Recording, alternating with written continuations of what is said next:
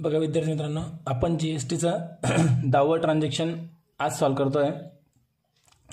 तर मी काही विद्यार्थ्यांसोबत बोललो तर बहुतेक विद्यार्थी नॉर्मल मिस्टेक करतायत आणि मिस्टेक का बरं होत आहेत हे पण तुम्हाला मी क्लिअर करतो. मिस्टेक काय करतायत की एक्स्ट्रा प्रॅक्टिसचे क्वेश्चन सॉल्व करतायत, पण जीएसटी बघा इथे 12% जर म्हटलेलं आहे तर बाकी विद्यार्थी काय करतायत, स्वतः क्वेश्चन सॉल्व करताना जीएसटीचा रेट काही पण घेत आहेत. कोणी 8% घेत आहे, कोणी 6% घेत आहे, कोणी 10% घेत आहे. तर लक्षात घ्या जीएसटीचे पर्सेंटेज फिक्स आहेत. 5%, 12%, 18%, 28%. तर ह्याच पर्सेंटेजमधून पर्सेंटेज तुम्ही घेतले पाहिजे. प्लस दुसरी एका विद्यार्थ्याकडनं मिस्टेक झाली होती, चुकून झाली होती मिस्टेक, न कळत झाली होती की 6% जीएसटी त्याने घेतला होता, बरोबर आहे. तर त्याने काय केले, सीजीएसटी 6%, एसजीएसटी पण 6% घेऊन टाकला.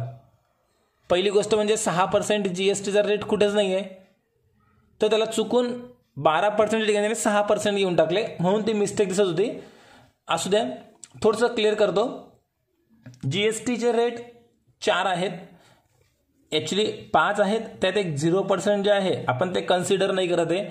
पुढचा किती पर्सेंट आहे, एक 5% आहे, नंतर 12%, त्यानंतर एक 18% आणि नंतर 28%.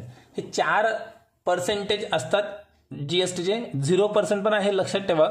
पण 0% म्हटलं म्हणजे जीएसटी लागतच नाही आहे, म्हणून ते एंट्रीमध्ये येत नाही सीजीएसटी एसजीएसटी. म्हणून आपण हे 5%ची प्रॅक्टिस करतोय. याच्यामधून पण जितकं पण जीएसटीचे पर्सेंटेज तुम्हाला दिलेले आहेत, समजा 12% जर जीएसटी दिलेलं आहे तर 6% सीजीएसटी आहे, 6% एसजीएसटी आहे. 18% जर दिले तर 9% सीजीएसटी, 9% एसजीएसटी. 20% जर दिलेलं आहे 28% तर 14% सीजीएसटी, 14% एसजीएसटी. 5% जर दिलेलं आहे तर 2.5% सीजीएसटी, 2.5% एसजीएसटी. हे केव्हा, जर विक्रेता आणि खरेदी करणारा व्यापारी जर महाराष्ट्रामध्ये जर असेल तर, आणि महाराष्ट्राच्या बाहेर जर एखादा असेल आणि एक महाराष्ट्रामध्ये असेल, म्हणजे दोन वेगळ्या राज्यामध्ये जर असतील खरेदी करणारा विक्री करणारा, तर अशा वेळेला हे सीजीएसटी एसजीएसटी न लागता डायरेक्ट आपल्याला इथे सीजीएसटी एसजीएसटी लागत नाही. ठीक आहे. आता बघू आपण इथे आपल्याला जर सीजीएसटी आणि एसजीएसटी लागत नसेल, जर दोन राज्यामध्ये जर व्यवहार झाला तर अशा वेळेला आयजीएसटी लागतं डायरेक्ट, तेवढंच पर्सेंटेज मध्ये डिवायडेशन नाही होत. ठीक आहे. तर आज आपण एक ट्रान्झॅक्शन एकदम सिंपल बघतोय आणि एक ट्रान्झॅक्शनमध्ये असंच ट्रान्झॅक्शन घेऊ आणि त्यावर डिस्काउंट आहे असं पण बघू, कॅश डिस्काउंट. तर काय फरक पडेल ते पण आपल्याला लगेच समजेल. तर बघा आता हे ट्रान्झॅक्शन मी अगोदर समजून देतो. Cash purchase of ₹80,000. Cash purchase म्हटलं म्हणजे रोख माल खरेदी केलाय. पहिला अकाउंट सापडेल परचेस. 12% जीएसटी आहे, जीएसटीची नोंद होईल आणि कॅश माल खरेदी केला म्हणून कॅशची नोंद होईल. आता कोणतं अकाउंट कोणत्या साईडला येईल बघा. कॅशला नियम लागेल रिअलचा, माल खरेदी केला म्हणजे कॅश गोज आउट, कॅशला क्रेडिट. परचेसला नियम लागेल नॉमिनलचा, कारण तो एक्सपेन्सेस आहे आणि एक्सपेन्सेस म्हणून त्याला डेबिट करणार. आता जीएसटी माल खरेदी केला आहे आपण, बघा मी इथे लिहून दिलेलं आहे. हे जे मी लिहून दिलं आहे तुमच्या लक्षात ठेवा किंवा लिहून ठेवा तुमच्याकडे. परचेसच्या वेळेला आपण इनपुट जीएसटी म्हणतो. परचेसच्या वेळेला कोणतं जीएसटी येईल, इनपुट जीएसटी, आणि त्याला काय होऊन जाईल, डेबिट. ओके. आता याच्यावरून आपल्याला एंट्री कंप्लीट करायची आहे. एंट्री करू आपण. डायरेक्ट एंट्री करतोय, पर्सेंटेज काही काढून दाखवत नाही, डायरेक्ट एंट्रीमध्ये काढू. आता ह्या ट्रान्झॅक्शनला प्रॅक्टिस करू, कारण पुढच्या ट्रान्झॅक्शनला आपल्याला वर्किंग नोट थोडीशी मोठी करायची आहे. एंट्री काय होईल बघ,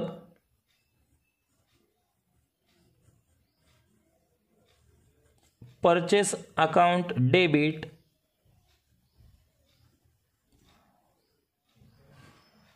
नंतर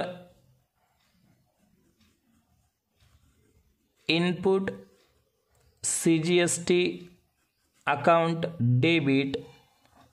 परचेसची अमाऊंट किती होती, 80,000.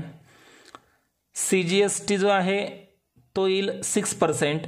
80,000वर 6% जर घेतले तर 8×48 4,800 रुपये येतील सीजीएसटी.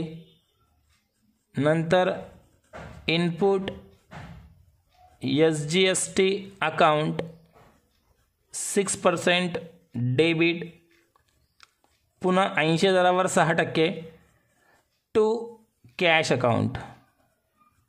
कॅश अकाउंट घेताना ह्या सगळ्यांची टोटल घेणार 89,600 आणि हे ट्रान्झॅक्शन संपलं. नॅरेशनमध्ये लिहू बिंग गुड्स परचेस @12% GST. संपलं हे ट्रान्झॅक्शन. सोपं ट्रान्झॅक्शन होतं, समजण्याकरता घेतलं. आता नेक्स्ट ट्रान्झॅक्शन थोडीशी वर्किंग आउट आहे. ट्रान्झॅक्शन लिहितोय बघा मी. बघा मित्रांनो, नेक्स्ट ट्रान्झॅक्शन मी इथे लिहिलेलं आहे.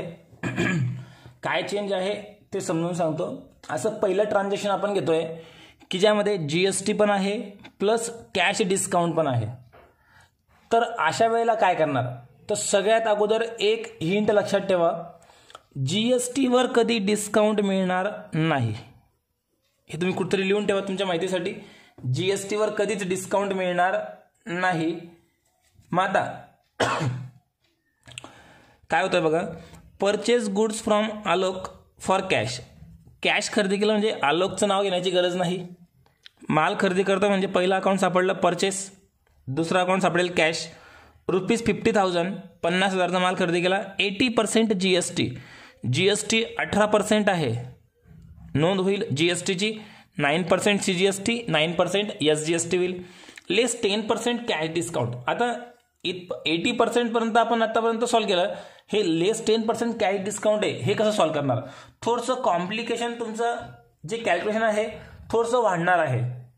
त्यासाठी एकच हिंट लक्षात ठेवा, GSTवर डिस्काउंट मिळणार नाही. तर आता पहिले आपण क्लिअर करू अकाउंट कोणते कोणते येत आहेत आणि कोणत्या साईडला येणार आहेत. परचेस अकाउंट एक्सपेन्सेस आहे म्हणून त्याला नॉमिनल अकाउंटचा नियम लावून डेबिटला येईल. कॅश अकाउंट जो आहे त्याला रिअल अकाउंटचा नियम लागेल, क्रेडिटला येईल, कारण माल खरेदी केला म्हणजे पैसे कॅश गोज आउट आहे. GST आपण जर माल खरेदी करतोय तर GST आपण देतोय, इनपुट GST येईल म्हणून GSTला पण डेबिट. त्यानंतर कॅश डिस्काउंटची नोंद होईल. कॅश डिस्काउंट हा नॉमिनल अकाउंटमध्ये येईल. आता नॉमिनल अकाउंटमध्ये येईल, आपण जर माल खरेदी करतोय तर डिस्काउंट आपल्याला नक्की मिळेल म्हणून डिस्काउंटला आपण क्रेडिट करणार. इतकं क्लिअर झालं असेल. आता बघा काय होणार आहे एंट्री. परचेसला डेबिट होईल, इनपुट GST म्हणजे इनपुट CGST, इनपुट SGST याला पण डेबिट होईल, कॅशला क्रेडिट होईल आणि त्यानंतर डिस्काउंट रिसिव्डला पण क्रेडिट होईल. आता डिस्काउंटची पण अमाऊंट काढायची आहे, CGSTची अमाऊंट काढायची आहे, SGSTची अमाऊंट काढायची आहे. तर आता अमाऊंट कशी येईल, तर बघा आता मी तुम्हाला एकदम क्लिअर समजावून सांगतो. हे एक ट्रान्झॅक्शन फक्त आपण आत्ता घेणार आहोत. महत्त्वाचं ट्रान्झॅक्शन आहे की पहिलंच ट्रान्झॅक्शन आपण असं घेतोय की GST पण आहे आणि डिस्काउंट पण आहे. तर बघा आता टोटल कॉस्ट ऑफ गुड्स किंवा परचेस, कॉस्ट ऑफ परचेस किती अमाऊंट आहे 50,000, 50,000 किंमत आहे. याच्यामध्ये पहिले काय होईल, CGST आणि SGST ॲड होईल.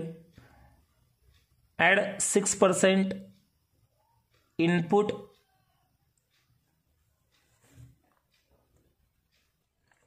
CGST. त्यानंतर पुन्हा ॲड होईल, सॉरी इथे 18% आहे तर इथे 9% येईल, सॉरी. परत ॲड 9% इनपुट SGST. इतकं क्लिअर आहे. पहिले आपण GST काढून घेऊ, नंतर मग आपण डिस्काउंटचा विचार करू. आता 9% कशावर घेणार 50,000वर. तर 50,000वर 9% जर घ्यायचे म्हटले तर इथे अमाऊंट येईल 9 × 5 45, 4,500 रुपये. डिस्काउंट तुम्हाला काढता आले पाहिजे 4,500 रुपये. इतके तुम्हाला समजत आहेत. कसं काढला डिस्काउंट, साईडला लिहून देतो बघा.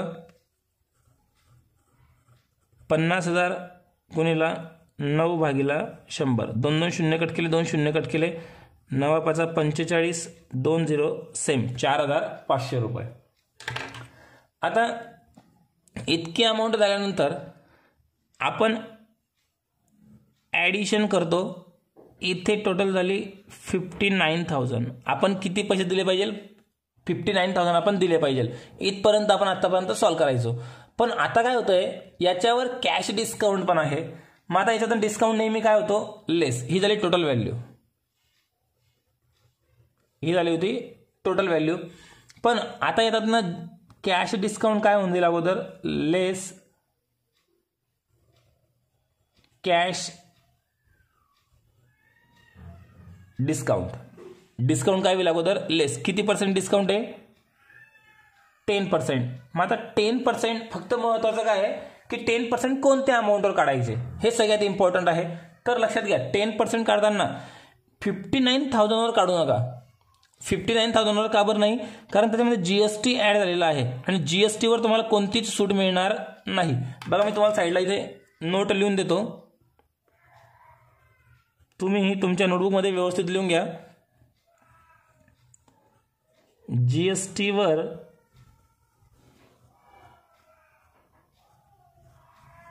कोणतीच सूट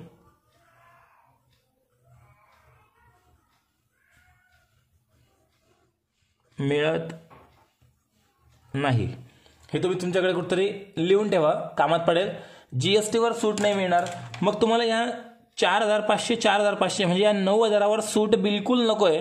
मग 9,000वर सूट नको आहे तर 59,000वर काढता येणार नाही. 50,000वर डिस्काउंट काढणार. कितीवर काढणार आपण? 50,000वर. मग इथे 10% ऑन ₹50,000. मग 50,000वर 10% जर काढायचे तर सिंपल आहे 5,000. क्लिअर इथपर्यंत? कितीवर काढलं समजलं? 50,000वर काढले आपण 10%. मग आता 59,000 मधून 5,000 रुपये लेस केले 54,000. 59,000 मधून 5,000 लेस केले 54,000. ही आली कॅशची व्हॅल्यू. म्हणजे इतकी कॅश आपल्याला पेड करावी लागेल आणि आता तुमची एंट्री परफेक्ट होऊन जाईल. असे ट्रान्झॅक्शन आपण आता 1-2 घेऊ आणि नंतर मग आपण जीएसटीचे प्रॅक्टिस ट्रान्झॅक्शन संपवू आणि एंट्रीजला आपण डायरेक्ट क्वेश्चनला सुरुवात करणार. असे ट्रान्झॅक्शन अजून 1-2 आपण घेऊ. ठीक आहे. एंट्री काय होणार बघा आता? एंट्री परचेस अकाउंटला डेबिट, परचेस अकाउंट डेबिट. किती रुपयांचा माल खरेदी केला आपण? 50,000चा. नंतर जीएसटी आहे, डेबिटला येईल इनपुट सीजीएसटी अकाउंट डेबिट. किती पर्सेंट येईल? 9%. Input CGST account debit 9%, 4,500. नंतर input SGST account debit 4,500 to cash account. जरी इथे अमाऊंट तुमची 59,000 होते त्यातनं कॅश डिस्काउंट काय होईल? आधी लेस होऊन जाईल. मग आपण पेमेंट किती करणार? फक्त 54,000 जे आपण इथे काढले बघा.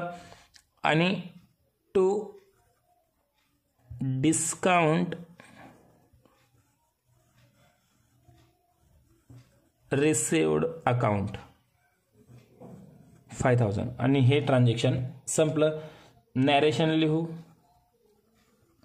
नॅरेशन दोघी लिहायचे, जीएसटीचे पर्सेंटेज पण आणि कॅश डिस्काउंट पण. Bing goods purchase